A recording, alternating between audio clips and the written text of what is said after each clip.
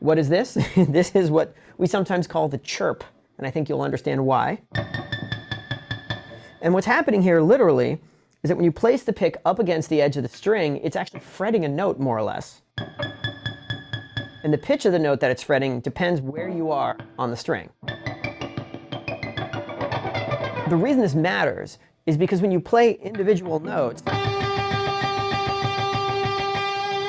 you're actually getting a little bit of that chirp every time you play a note. There is some very small instant of time during which the pick is actually touching the string, but not yet playing the string.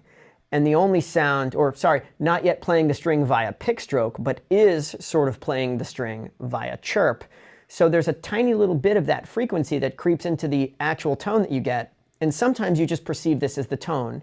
But other times, the chirp may become so obvious to you sonically, especially when you know to listen for it, that you actually hear it as a separate pitch on top of the pitch that you're playing.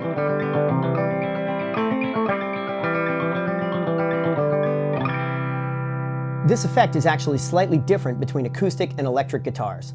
On acoustic, if you listen closely, you can actually hear two pitches.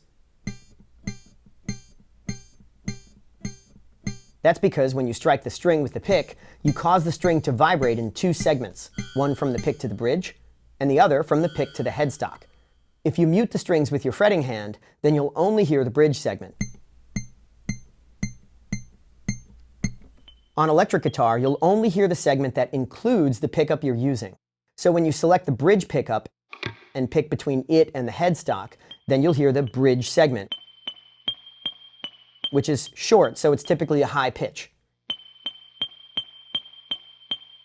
And when you select the neck pickup and pick between it and the bridge, then you'll hear the neck segment.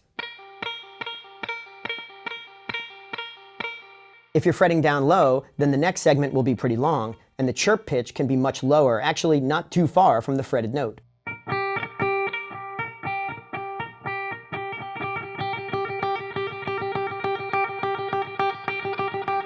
With either pickup, if you pick right on top of the pickup, you'll find that the chirp nearly disappears. That's because the pick is the dividing line between the two string segments, and the amplitude of the chirp at this point is 0 and very small on either side of it. So there's almost nothing for the pickup to hear. It's notably more obvious on the treble string. So up here,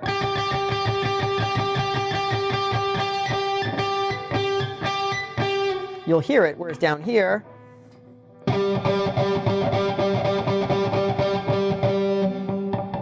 it's there, but it's muted. And of course, these are wound strings, so there's probably some interaction between the surface of the pick and the surface of the string that is a little bit more disrupted when you're dealing with a wound string versus the smooth, unwound strings.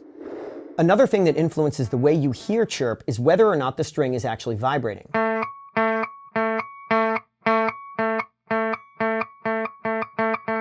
What you're hearing here is actually two different related sounds. The first is a kind of sizzling sound of the string vibrating against the pick. The sizzle is a sound you'll sometimes hear, for example, during arpeggio playing, when you unintentionally graze a string that's already ringing. But of course, to play a note, you have to hit the string, and a pick that chirps will also sizzle for a brief instant before it chirps and finally plays the note. These two effects, the chirp and the sizzle, aren't exactly the same phenomenon, but the factors that cause them appear to be the same. Chirp is seemingly more pronounced when you use a pick that's got a harder material. So this here actually is a Dunlop prime tone pick made of Ultex, which is a very rigid material. Whereas if we switch over to, let's say, like the Gator grip, this is the 351 size. Now you get a lot more of that crunchiness of the attack because of the softness of Gator grip.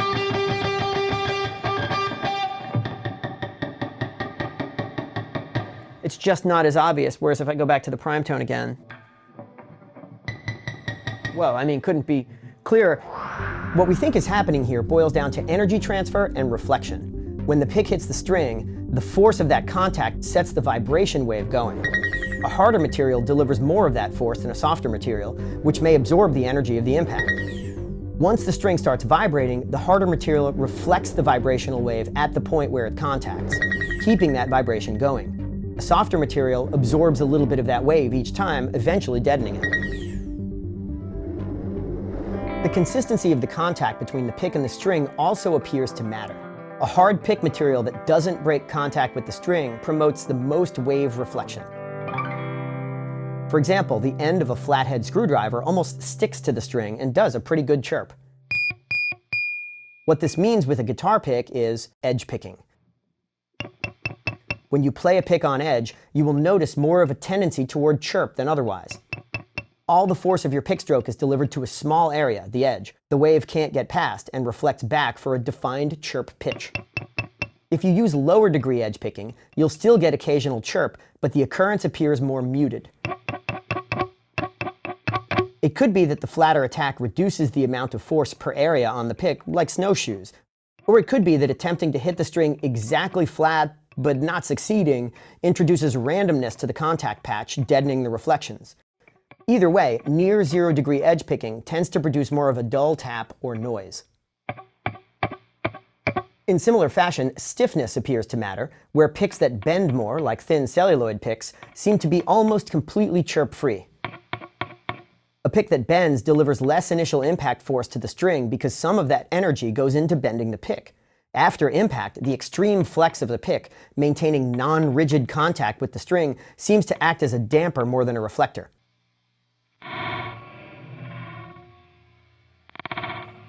A very thin pick will still chirp when played at almost 90 degrees of edge picking. Along that axis, it's much stiffer and resists bending, resulting in more energy transfer per tiny unit of area and more rigid contact between the pick and string, kind of like the screwdriver. It's tough to say whether gauge by itself matters aside from simply creating more stiffness. Either way, in actual practice, most of the chirpy picks are heavier gauge picks, even if their edges are actually pretty thin. Interestingly, it's not precisely the size of the contact patch that appears to matter. In the screwdriver example, it chirps on point, but not on its side.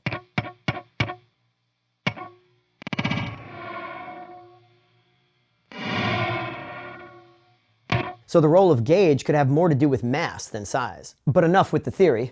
Let's listen to some chirp.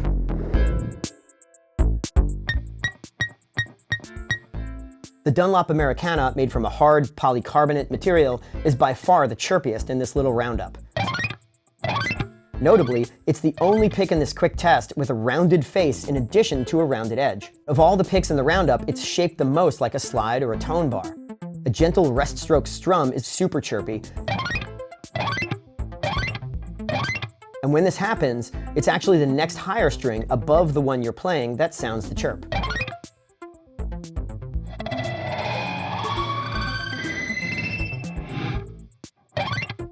The Dunlop Jazz Tone series is also especially chirpy.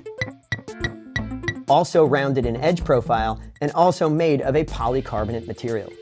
The blue chip is famous for the hardness of its material, so we expected its chirp output when playing on edge. The Ultex used in Dunlop's Primetone Jazz 3 is a hard material and also chirps quite a bit, which we already knew. As does the yellow variant with the slightly textured surface, though perhaps a tiny bit less.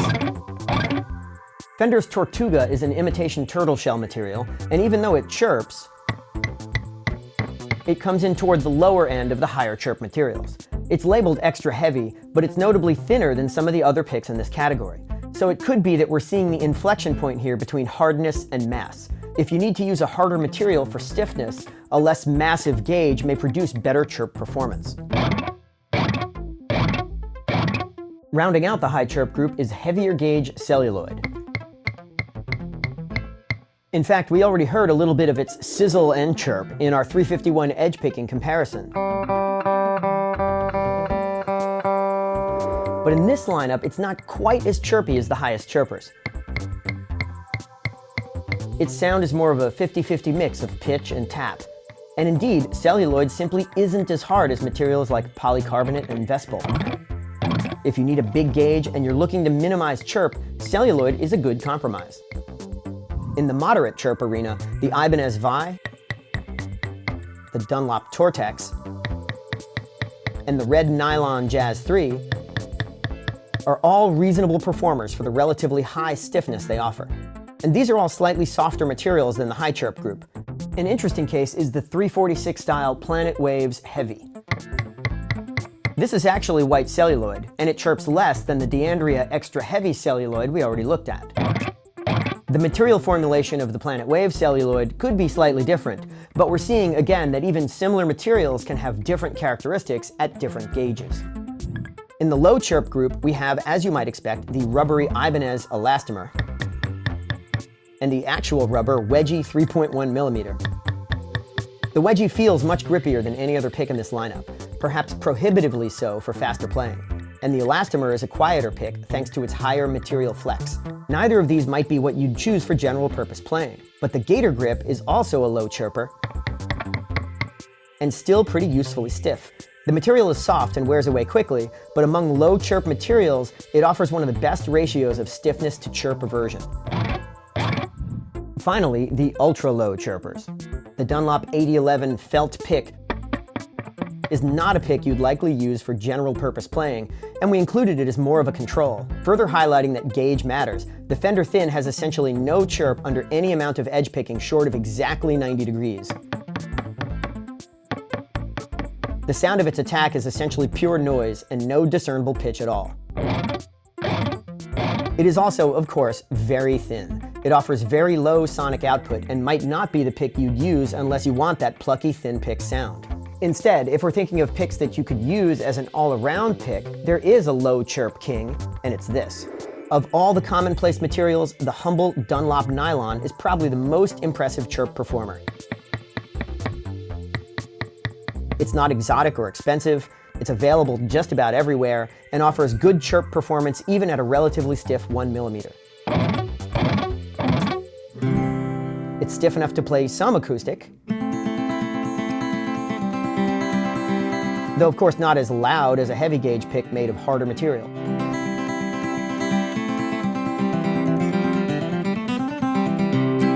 When nylon picks wear out and get scratchy, the rough edge appears to deaden chirp even further.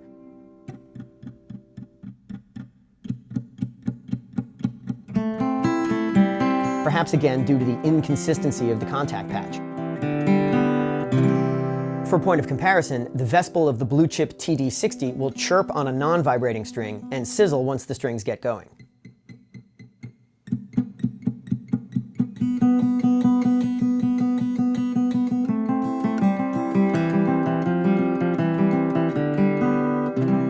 In fact, even though the Jazz 3 chirps more than the nylon, it's still a nylon pick, and still relatively quiet considering how heavy gauge it is and how forceful an attack you can still get with it. So nylon in general is a material that seems to offer a good balance of chirp performance and stiffness. A nylon pick somewhere between the 1mm of the black pick and the 1.4mm of the Jazz 3 would likely be an even more balanced option. Now sometimes that chirp can produce a sort of clarity of attack that is appealing, and I've recorded clips in our instructional material where I wasn't really thinking about this at the time, but I grabbed a pick that was fresh out of the bag, made of a harder material, and I got this sound.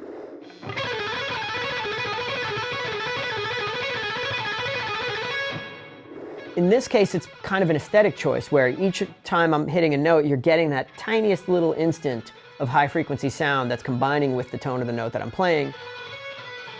And it almost makes it sound like you can hear the precision of the playing, right? So that's kind of almost an affectation, if you will. On the other hand, if chirp is something you'd like to avoid, you can play with less edge picking.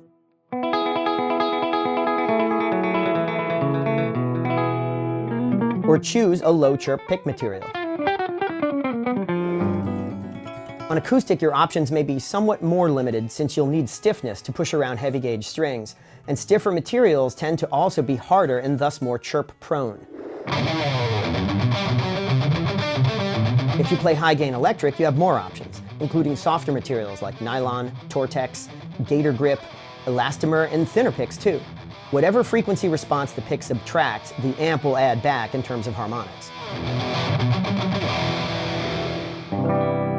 If you play clean tone electric, you can still give a chirpy pick a loving home. Grab a big round hunk of polycarbonate and see what you can do with a little less edge picking. The unfamiliarity may just spark your creativity, and any pick that helps you create new music is a pick worth keeping around.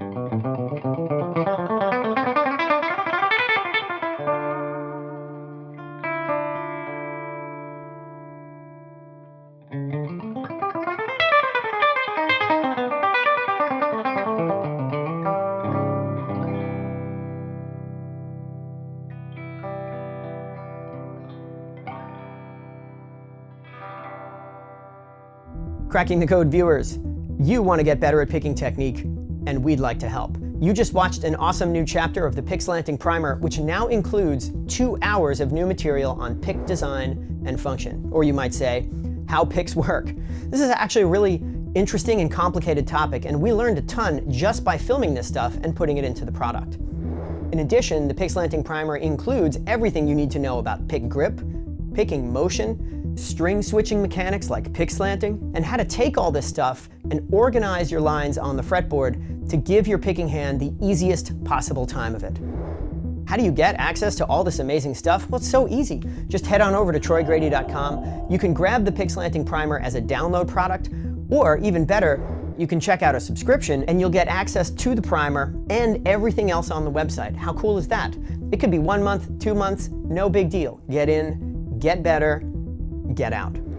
As always, it is your support that keeps us going, and we are eternally grateful that you watch our stuff and enjoy it, and most importantly, get better. So if you have a moment, head on over to troygrady.com and check us out. And as always, thank you for watching Cracking the Code.